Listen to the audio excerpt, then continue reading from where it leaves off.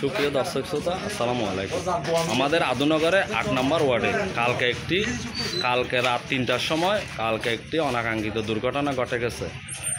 এখানে স্টেশনে রাত 3টার সময় খেয়ে বা কারা এসে একটি দোকান থেকে একটি হুন্ডা নিয়ে গেছে, আর ওই দোকানদারকে মেরে মাথা ফেটে দিয়েছেন। উনি বেশি আহত হয়েছেন, অনেক বেশি আঘাত করেছেন। এই মাথা ফাটা লোকটা যাকে দেখতেছেন, উনি কালকে রাত্রে ওনাদের আওয়াজ শুনে বাহির হয়েছেন। বাহির হওয়ার পরেই ওনাকেও ওই দুর্বৃত্তরা আঘাত করে দোকানের ভিতর বেঁধে রেখে পালিয়ে গেছেন। যাকে মাথা ফেটে দিয়েছেন ওনার কথা, ওনার বক্তব্যটি আপনারা শুনুন। বেদুরির হোক গালের হাসল হয়েছে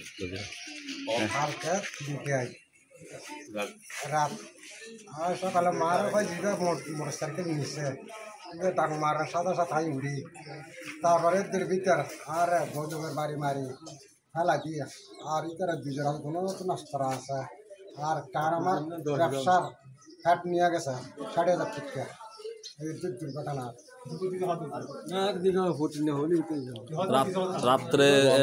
কালকে রাত্রে যে দোকানটা ক্ষতি হয়েছে, আমি ওই আপনাদেরকে ওই দোকানটা দেখাচ্ছি।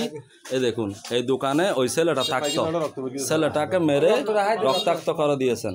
এই দেখুন, ছেলেটা কিন্তু বেশি আহত হয়েছে। ওই ছেলেটা বাড়িতে আছে।